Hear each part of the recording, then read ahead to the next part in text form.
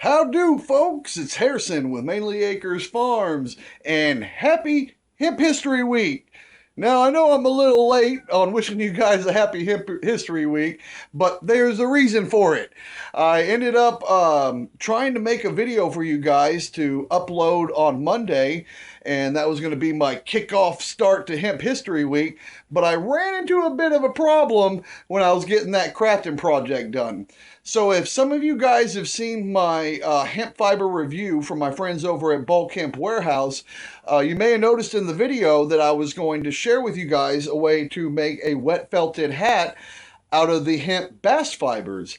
And so I ordered a kilogram of the raw hemp bast fibers, and I was trying to felt that and make a hat, and I ran into a whole bunch of problems. So I'll share some video with you guys with me trying to wet felt the raw hemp fiber, and I'll talk about some of the things that went wrong. Now, I haven't given up on it yet, but there is some other hemp bast fiber that I got from the Bulk Hemp Warehouse guys, and I'm going to try to felt that in this video here.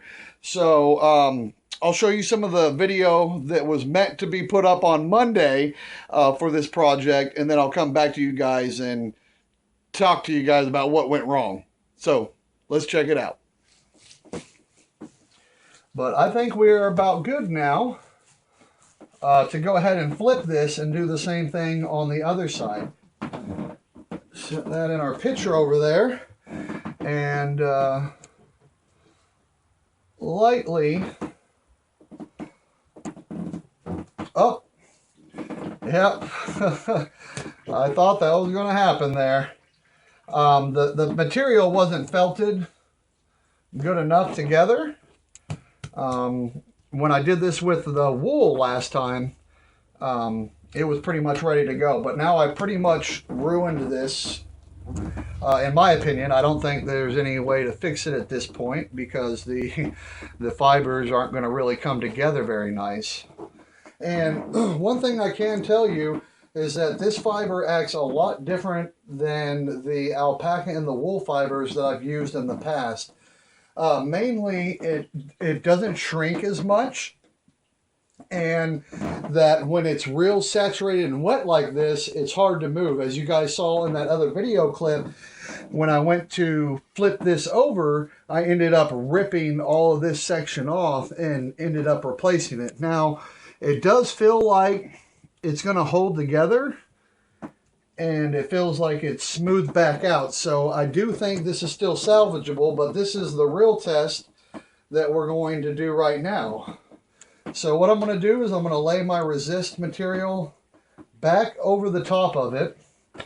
I'm going to kind of spread from the center going outwards.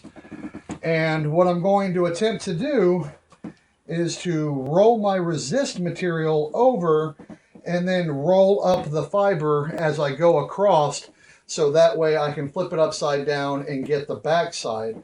So this is going to be the real proof in the pudding, if you will, to see how well this fiber is going to work out for making wet felted hats.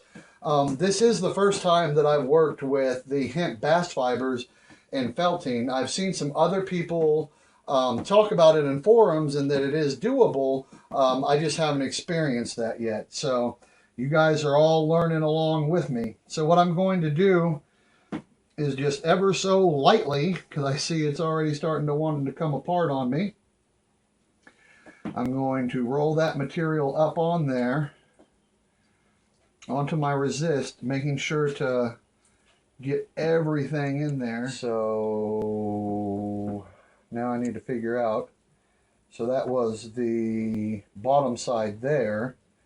So what I want to do,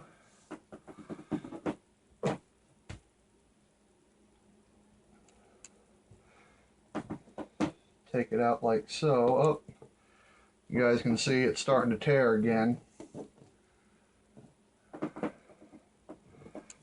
What I was going to do was kind of just try to pull it out like this. But I can already tell you guys that when I start to pull this to move it, maybe if I lift up and kind of push out, no, you guys can see it's still there's still quite a bit of holes in there, so we'll go ahead and pull it out. I was able to successfully get it flipped over there. But you guys can see there's tears all in that backside. Alrighty guys, so that's what happened. I pretty much laid out all the material on the table and started wet felting, and I noticed real shortly that the fibers were not felting together. They weren't shrinking like they should and like they've done in the past when I've worked with wool and alpaca. So I was a little bit worried about that, and then you guys seen in that video I tried actually turning the felted material over, and it just ripped and fell all apart. And I tried that 2 different times. I tried even taking the material and rolling it up in the resist material and flipping it that way, and I still ended up having it rip and tear.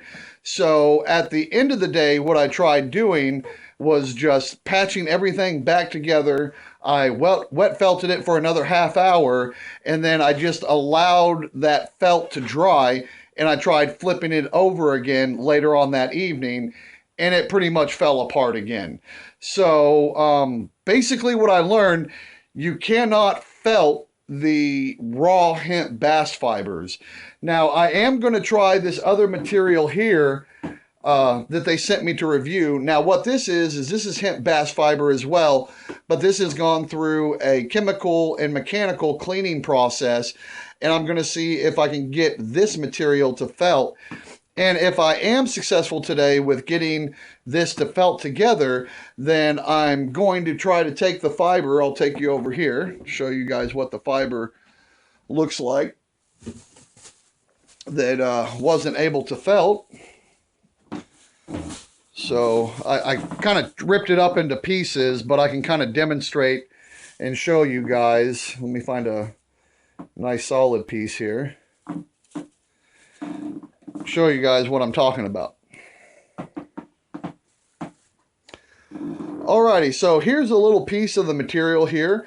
Now, if this material was completely felted, I would not be able to just come in here and separate those fibers like that. They should have been locked together because I felted this for probably altogether over an hour and a half, and it still looks like this. So I ended up saving all that material, and I put it in this bag here because I'm not quite done with it yet. What I'm going to try to do is take this material and boil it in really warm water mixed in with some baking soda to see if I can't leach some of those natural pectins and pieces of the plant material that are still left in there, because I think that's why they aren't sticking together, is because there's still a lot of that pectin and plant matter in there that's not allowing those fibers to be free to kind of have like those little microscopic hooks to hook into each other. So that's why I figured that I would give this a shot, and if I was able to felt this, then I would feel a little bit more confident about my idea of boiling this stuff down to get it to felt with it. So I'm going to quit talking and yapping with you guys. I'm going to get over here.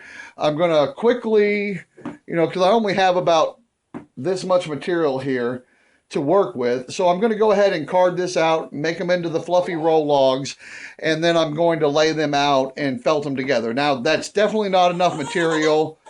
Yeah, I see you. Rachel's over here helping out with the directions. Hey, little Pookie Poo. Yeah, she's a keeper. So this is definitely not enough material to make a hat out of. I'm just doing this as a test to see if I can get it to felt together. So let's look and see together. Alrighty, so I got all that fiber carded out and made into these little roll logs here. I have some resist material here, and that's just to go on top of the fibers when we start wetting them down.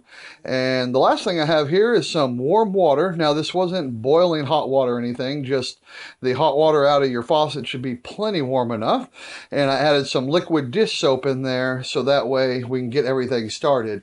If you guys aren't familiar with wet felting, basically what you're doing is you're agitating the fibers together, because on like a small microscopic level, there's little hooks on the ends of these fiber strands, and they kind of hook together with each other, and when you agitate them with your hands and work them back and forth, they're supposed to felt, which is basically kind of mat and knot up on each other.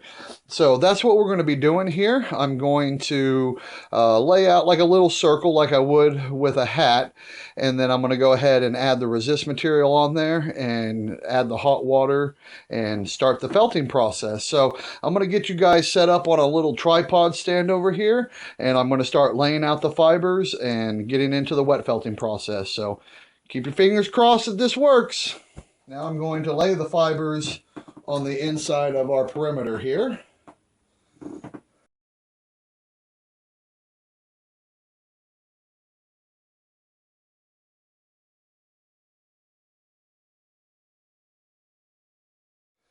And like I said, this material here is just to go over the top, and its main job is to hold all the fibers into place as we pour the warm water and soap mixture on top of it to start the wet felting process. Alrighty, so now that we have our resist on top, let's start adding our soapy hot water here. So I'm just pouring that right over my top of my hand. And the reason why I'm kind of doing that here in the beginning is because sometimes if you pour the hot water over the top right onto the fibers, it will put holes in your project underneath. So just here in the beginning, we're just really lightly tamping down the fibers to get that soapy water to soak right into there and completely saturate everything. Now that we have our fiber all soaking wet, what I like to do now is to take a bar of soap and just rub it over the top of the resist material here, and then just ever so gently rub that into the fibers below. So what I'm doing now is I'm just slightly rubbing over the top, and what that's doing is it's teasing those materials and trying to lock them together. And if you work your material this way, it's going to shrink this way.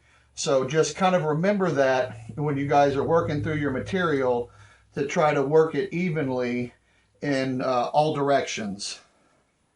And that's about it for the wet felting part of this. You just add water as you need and soap as you work through it, making sure to lift up your resist every now and again to take a look at the progress and how things are coming along. And that looks really nice. And it looks like it's staying into place real good. So what I'm going to do is I'm going to continue wet felting this for about another 15 minutes, and that will let me know if this material is going to work good for wet felting or not. Well, folks, I'm kind of upset to say that this looks like it's following the same pattern as that raw hemp fiber. After I get done running my hands over it a few more times, I'll lift up the resist and kind of talk to you guys and talk about what I'm noticing here. So as I take the resist off, you guys can see that this circle has pretty much stayed the same size. It doesn't look like it's gotten any smaller. And I've been working this now for about a half hour, and it's still the same size. And when you put your hands on it and kind of feel around it, it doesn't really feel like these fibers are grabbing together. The only thing that I can say is that it looks like it has pulled a little bit together to cover up some of these bald spots a little bit, but it's still, I don't know, maybe it's gonna, no. Look at that right there. Bring the camera in close so you guys can see what I'm talking about here. You guys can see there, big old rip in it right there. And the problem is it's not felting to each other very well. Like I said, with the wool and the alpaca, I could just pick that up and flip it over. And as you guys can see, you know, I was able to pick up that little piece there and move it around. So it is acting a bit better than the raw fiber um, but still not the same, anywhere near the same as like wool or alpaca. Maybe you guys can wet felt this somehow using different techniques or different methods. And if any of you guys are familiar with those, please let me know down in the comments below, because I'm kind of bummed now. So not even this refined stuff that I had seemed like it wanted to felt and hold together very well. Alrighty, so this is what the fiber looks like now that I've broken everything down from the first disaster and the second disaster over here. And what's really important to share with you guys is that if this material even remotely started to felt, there would be no way that I would be able to resalvage this material. But since there was absolutely zero felting that went on here, I will be able to reclaim this stuff. So basically what I'm going to do is I've shredded it up into little pieces and just kind of fluff it out on this table here. I'm going to let it dry, and then I can run that through my hand carders again, and that'll be back to its original form. So there's no huge loss with this other than my pride a little hurt that I couldn't get a hat made for you guys. But I wanted to share this video with you nonetheless, so that way you guys can see what I went through with this fiber trying to get it to felt, and maybe create some ideas out there for a way to be able to felt this material. Maybe some of you guys out there know what happened and what went wrong with this. Please leave me comments down below and let me know what you think that I may have done wrong, and maybe we can figure this out still. So I'm going to go ahead, like I said, save all this material because I can use this for other crafts, because I found out when this first felted hat dried, it felt a lot kind of like cardboard and paper. So I think paper production is going to be the best use for this, and the same with the plastic making as well. The only problem with the plastic making is that I really don't have a lab and a way to like separate chains and stuff like that. So what I'm going to do is I'm going to add the hemp fiber to like a starch-based bioplastic. So it's basically adding hemp to a mixture that already makes plastic, if that makes sense. So we're not actually making plastic straight from the hemp fibers. We're using a recipe that's out there for biodegradable plastics, and we're adding the hemp fibers to them to allow them to be stronger. So I just wanted to explain that to you guys before I brought that video out, because I'm pretty sure a lot of you guys are going to be like, oh, wait, that's not making plastic from hemp. And I agree. But if you do want to make plastic from the hemp plant with nothing added to it, you're going to have a lab for that. At least from the research that I found out there. So thank you guys so much. If you liked the video, give us a thumbs up. I know we weren't able to complete the project, but hopefully you guys have learned something through my trials and tribulations. And as always, guys, take care and spend time with that family.